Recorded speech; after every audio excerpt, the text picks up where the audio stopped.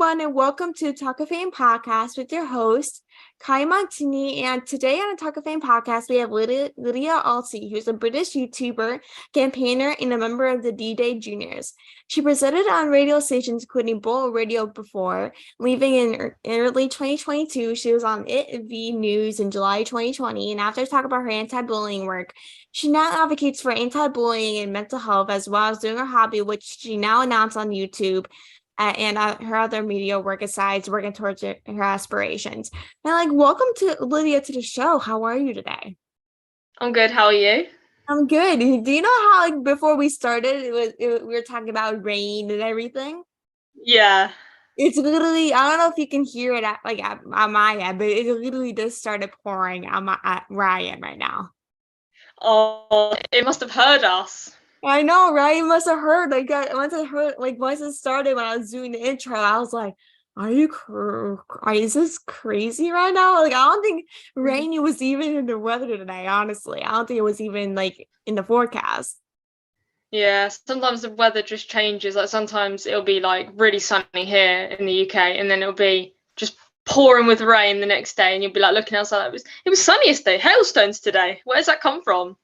Right? And you just started doing YouTube at the age of 12. When you first started out as a YouTuber, were you embarrassed or scared to tell people that you were a YouTuber, or were you okay, I'm a YouTuber, that's the best thing in the world, and you're just telling everyone? I mean, that is a good question. I mean, when I started YouTube, I was in this country. I was in year 7, which I don't know what grade that is in your country, but it's 12 is the age range of year 7.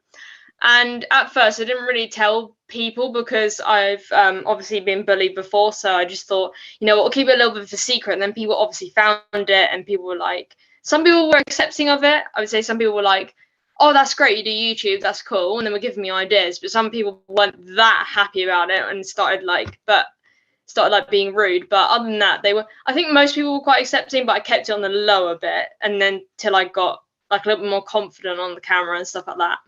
It stinks the way people just being negative in terms of what you do. That's how it is for me as well, because some people will be really happy for me that I'm doing this, and on the other end there's people being really negative about it. And it's I think what you do is amazing. Right? And I just don't know why people have to be so negative about what we're passionate about, is my question. Is that why do people have to be so negative about what we're doing in life? It's kind of me saying to you, why the heck do you do YouTube, for example, Yeah. So it's it seems like people kind of have to be like that. Yeah, it just doesn't make any sense. I mean, I think what you're doing is amazing, so keep up the good work. You're doing amazing. You too. I really like your work though. Everything you're doing, you started everything at 12 years old, before I did. I started everything at 14 years old, and it's dude, I'm just I applaud you for everything, because you start at 12 years old, and not a lot of people do things at such a young age. And it's just amazing that you're just doing this already. You're 18, and you're doing this for, I think you said 5 years, right? Yeah, 5 years, yeah. Yeah, it's just I think you're doing amazing things, especially with being so young. It's very much rare to see people at such a young age doing amazing things. Thank you very much. It means a lot. Of course. And when you first started out, what content did you kind of create when you first started? So when I first started my channel, I have 2 channels now. I've obviously diversified into 2 channels. When I started, I just had the one channel, and it started out as just a drawing video. I didn't really show my face a lot. I was kind of discreet with what the identity was. So my channel is called now Lydia, but it was called Lydia Salty's Drawings, which obviously I changed it as I got older because I thought it was it needs a bit of a mix up, But when I was younger, it was just drawing videos, showing my talent of drawing, which I don't have anymore, sadly. So yeah, it started off as that. Ooh, drawing videos? Did you have a passion for drawing? For me, when I was little, young, I loved drawing. That's the only thing I did.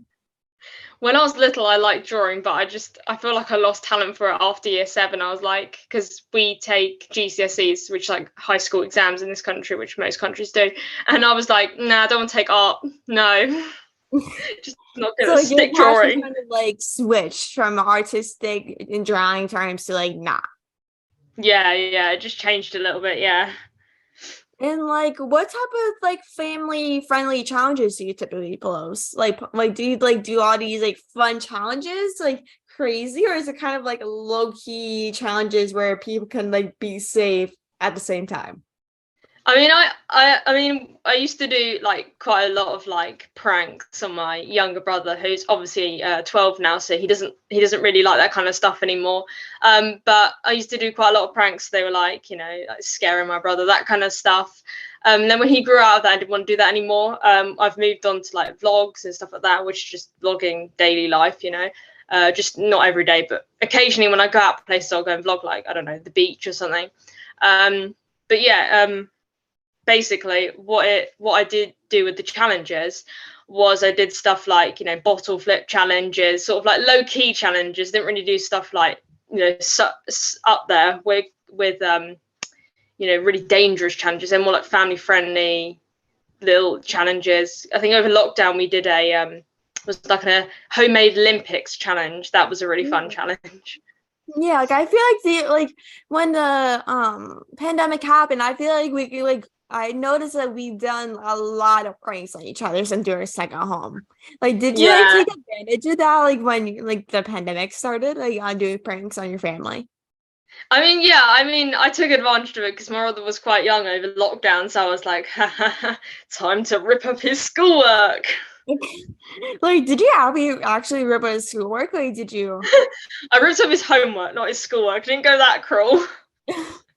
Like, I would actually do the exact same thing as a prank. I'd be like, sneak into his room, grab his things, and make sweet, like, do things, put it on his bed, pretend like the dog ate it.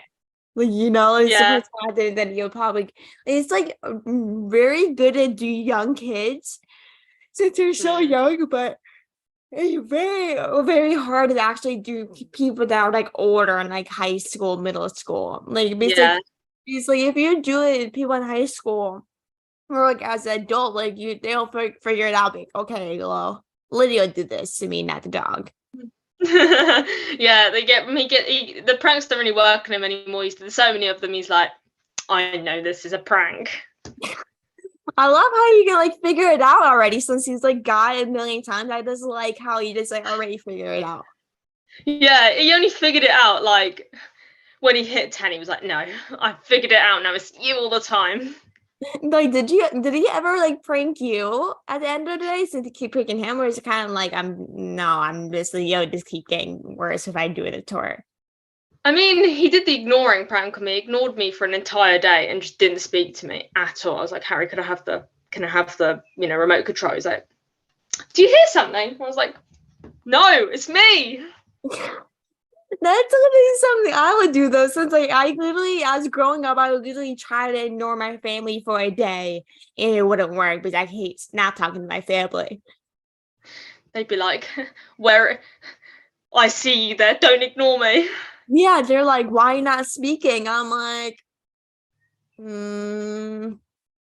don't know. Like, I would just give it up. Like, I just like, such a bad liar and a bad person. Like, I'm just like, whenever I lie, don't speak, I'm like, I can't take it anymore. Like, this is bad. But Yeah. like since like you're living in the UK, like, do you like the royal family? Are you a fan? Yes, I do quite a lot of stuff about the royal family. I have that actually brings me on to my next thing. I said earlier I diversified into another channel. I've got Lydia A and Royal Reporter Lydia, so I do a lot of reporting on the royal family in the country. So yeah. Oh my gosh, that's amazing. Like for me, like I literally am the biggest royal family fan that like my mom literally bought me a Queen Elizabeth bobblehead a couple years ago when she went to England. And I was literally woke up early in the morning, watched Charles' coronation. And It watch was all amazing. I know it was amazing. Like, would you rather Camilla or Diana as queen? I want to ask you. I mean, I obviously wasn't. I was obviously. I don't think any of us were like born when she, sadly passed away, and when she was actually married to Charles. So all I've ever known is King Charles and Queen Camilla being married. I don't know anything different. I mean, I think Diana, if she was alive, she would have been an absolutely incredible queen.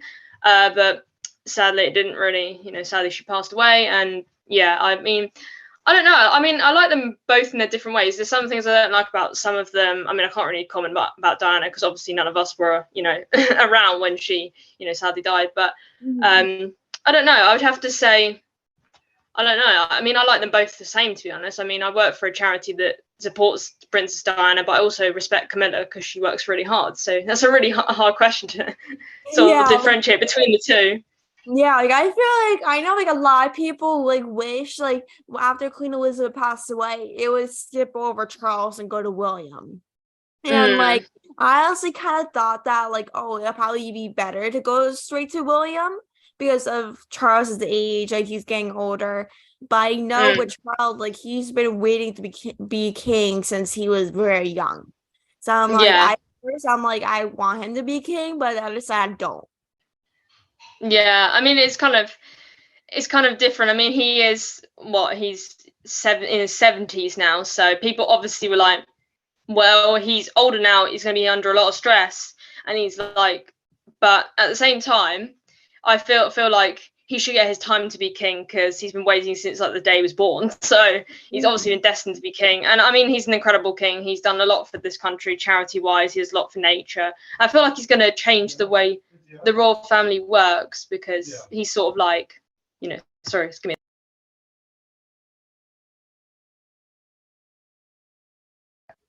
Sorry about that. So yeah, no, yeah, he does a lot for our country. He does a lot of nature stuff, and a lot of. I think he'll change the monarchy. I think he'll be like promoting more nature stuff, which I think is quite good. Definitely. It's like I feel like Charles's work is kind of like similar to kind of Harry's work he does, like when he was in the royal family and after the royal family. Yeah, one thing I would do miss about Prince Harry is when he did the Invictus Games. I thought that was amazing. Oh yeah, that like the videos and stuff he did, like when he was part of the royal family was actually hilarious. And like I don't know if you've seen this, but there's like a video of like it's not part of the game, so there's like a video of Harry and William running in a race with people around them. And like I had to find that video, but it's like it's both of them running for a race, and I'm like, oh my god, like that literally reminds me of the race Diana and Harry did when Harry was young, and basically Diana was wearing a dress and basically ran even though she couldn't, and ran because she was her son wanted her to do it. Yeah, I mean, she was an incredible mother. She was to her children, so she'd do anything. She'd walk in barefoot. Yeah, she'll literally do anything besides her having a title and being married to the next king or queen of the UK. Like she literally has like the sweetest heart of gold you'll ever see. Yeah, she did a lot for the community, and I think as much as people were like, we're looking at King Charles, who's now King Charles, a lot because he went away on ships. Diana stayed with the children, but now it's obviously sadly Diana's not here anymore. I feel like Camilla is also trying to be that wife who's going out, and she's always really supportive. I see her always. I feel like she's such a lovely woman because she does respect her role. She does do quite a lot with King Charles. She does do a lot for the people. She's never talking about herself. She's always talking about other people. She's opened a book club in this country for children that disadvantaged. I feel like she's also got heart of gold, and people have obviously warmed up to her quite a lot, which I'm actually glad about because she deserves respect. She's an amazing woman. So yeah. Right. And like I just feel like a lot of people are hating on her for things she didn't do. And I feel like people think like, oh, like she's a bad person. She took Charles away from Diana, blah blah blah. And like it's technically, from my perspective, not her fault. It was Charles' decision. And Charles made bad mistakes when his relationship with Diana. But in the end, people do make mistakes, and technically it's really not Camilla's fault in the whole end of their marriage. It really was up to Charles and the way he wanted to save his marriage and leave it. Yeah, I mean, obviously they divorced, and then, obviously that was very sad. I mean, obviously I wasn't here when that happened, but I've always looked up to Camilla. I've always looked up to Diana. I mean, I love them both the same. I think they're both amazing people. They definitely are. And like, who's like your favorite like royal family member, whether they're like live or passed away? I've I never mean, seen I think my most favorite still has to be the late Queen. Like, I feel like she was just an icon. She was incredible. She did so much work. I mean, I know a couple of my friends went to, watch her Platinum Jubilee. I mean, she just was the most respectful. She was also so many people have met her. She was really lovely. And obviously, King Charles is like obviously her son, so he's obviously really kind, really loving. And I feel like my second favorite has to be Prince Louis. He's just got Oh, that character. He's just got right? that character. Like he literally, like I literally like there like it was Kate and the whole family were at these games. I just love how his whole personality was at the game. And like I'm the same Yeah. exact way. My favorites had to be Queen Elizabeth. I can tell people could probably tell my favorite is Queen Elizabeth based off the bobblehead story a bit ago that I talked Yeah. about. And my other will probably be Princess Diana or Princess Kate. Because like they're just Yeah. all like amazing and they're all like so sweet and kind and all lovely. And like fun fact, my mom literally promised me to take me to the UK before Queen Elizabeth died and just to UK, and that never happened. So like now I went to the UK to visit like when Queen was alive, but things happen for a Yeah. reason, you know what I mean? But still, like it's not about visiting when the Queen's there. It's all about like living her legacy and Yeah. she just did 100%. like Yeah. amazing things as queen through like all 90 years of life. Like she wasn't designed to be even queen. Like she wasn't supposed to be queen. But then once her uncle like kind of resigned, her dad went to throne and then like it was all like history, like history wrote it down. And she was like probably the youngest queen ever in the UK. And all around Yeah. the I think she was like the youngest queen at like I think how old was she? Like she like 19 or something, early 20s. I forget. She was very 19, I think she was either 19 or 21, I think I'm trying to yeah, it was like remember. late tens, early 20s, I know. But Hmm. like was like trooping the color this morning? Yes, that was Trooping the Colour today. It was the celebration of in the November is a terrible month to do anything because it just rains and snows and well, it doesn't snow, but it sleets. So we base it in this country as a tradition where if the monarch's birthday is in a winter month, they celebrate it in June. And obviously the Queen had hers in June because her birthday was in April, and you can't really do it in April in this country because the weather's just disgusting. So it's always been in June. And people are thinking that this might be the last Troop in the Colour because the next two monarchs, next two heirs, Prince William and his son Prince George, both have July and June birthdays. So I think this will be one of the last Troop in the Colours, which will be really sad because it is a good celebration. Whether they'll turn it into something else, maybe in June for George, I don't know, but we'll probably be, 90, 80 years old by then. So Yeah, like I'm sure like they'll do something in terms of trooping the color for William, George, and Louis, since they're all like next in line to the throne, and Charlotte. I'm been dying to actually see Charlotte be queen. I don't think it's ever gonna happen, but it's like I'm like kind of dying to see her as queen now.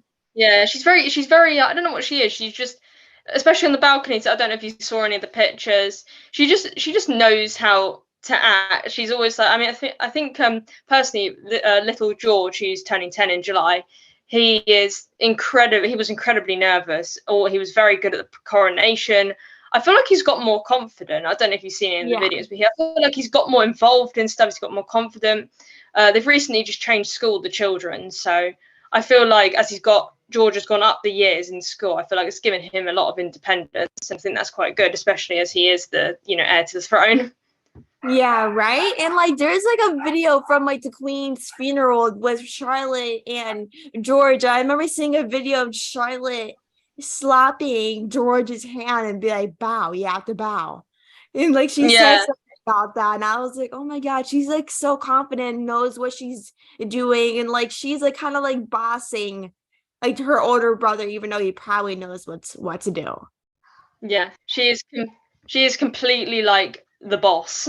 Right? Like I feel like she does good stuff from Kate. Like Kate is like knows what she's doing as well. Like she's honestly has the biggest heart in the world. Like she's so pretty and amazing that's like I feel like she like got it all from Kate from some reason. I feel like she always got it from Kate. Yeah, I mean, I feel like, yeah, I mean, Princess Charlotte apparently copies Princess Kate in all of her, outfits and stuff like that. So I feel like that is one of her idols. Definitely. And like I wanted to switch over to like Lydia Entertainment. Like what can you tell us more about like that and why you started it? So Lydia Entertainment was obviously started as an entertainment business. It's a very small little entertainment business. It takes a couple of YouTubers, vloggers, models, that kind of stuff. I would take a couple of gamers. Sorry, it's a fly. It takes a couple of gamers as well.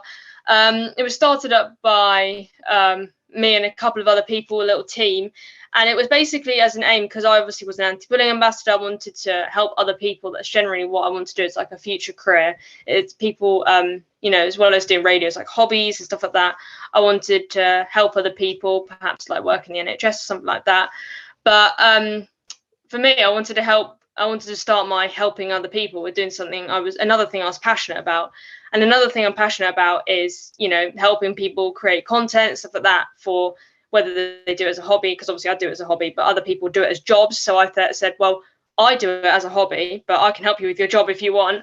But yeah, I've had a couple of people come up that, we've had some opportunities where they've got to promote books and, got paid opportunities. So I think that was the main thing, just to help people have those, like a little taste of what, they can get in this industry, but not, it's not like a sub for sub, all that stuff where you try and like grow people's channels like that. It's not really that. It's more to give people an insight into the industry, let them have opportunities, just give them something to like, base what they want to do on, and just, generally just help people.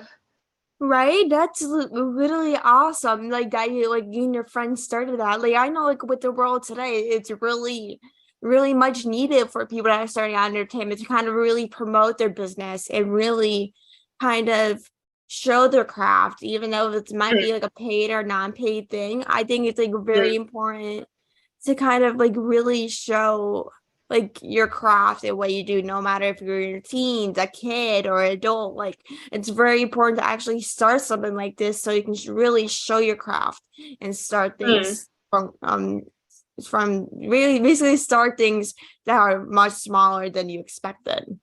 Yeah, I mean, I didn't want it to be like one, because I've been part of a couple of entertainment businesses before, and I feel like they're all I feel like personally, because I'm part of agency, stuff like that, and the agency I'm part of at the moment is absolutely incredible. But there have been agencies in the past that I've been with that aren't that very good. They're all about looks, all about this, all about that, and it's sort of like confiding people to look perfect to get. You don't have to look perfect to have to be in an industry which is already competitive. You're making more competition by just slimming out the people that look the same. Why would you want people to look the same? You want to go into an industry with people with lots of different abilities, whether they have a disability or a facial difference. You want people to go into that industry, and you want people that are different, because I feel like when I see someone on the television, obviously I'm not going into the television industry, but some people do go into the television industry, and they say, well, I can't do it because I have this. Well, you can bring it to the table. People should be, I mean, I love watching shows where it's just different people with different abilities. It makes the show more interesting. And otherwise all these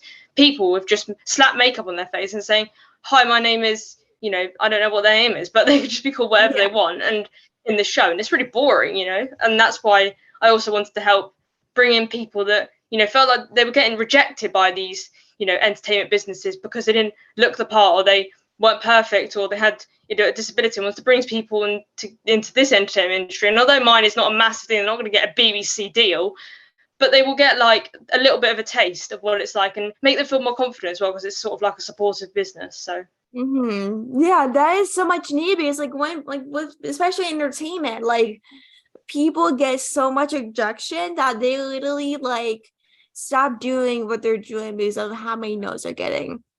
And that's why we need more things like Lydia Entertainment, because like we need more things to actually take people in when they're actually getting no's all the time, and they need more yeses and actually no's, because like when they get yeses, they get more confidence in themselves and in their craft.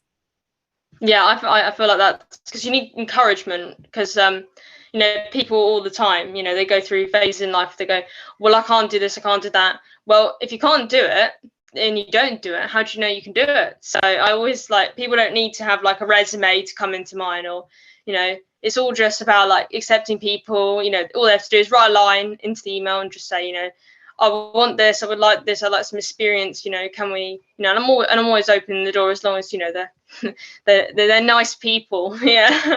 Yeah, like it's always good to take the risk. Like you do not know if you're gonna get it until you try. The worst thing you can get is a no. Like it's okay to get a no. At least like the most important thing you took away out of that thing is at least you tried and reached out, you know? Yeah.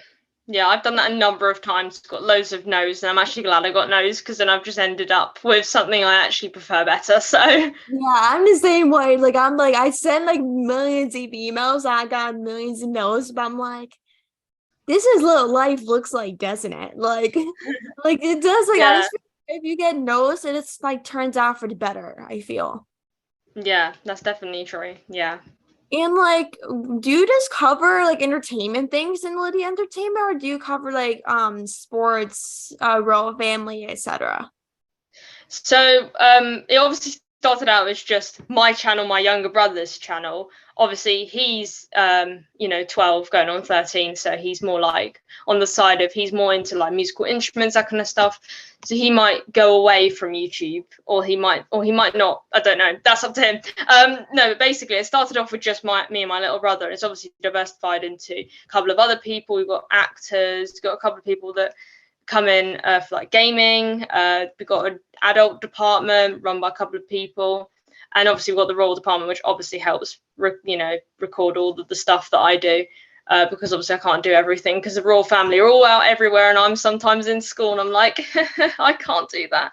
But no, yeah, it just a couple of those, you know, things, and it's sort of like it's not massive, but it's got like a small amount of people in it in different departments. So that's quite cool.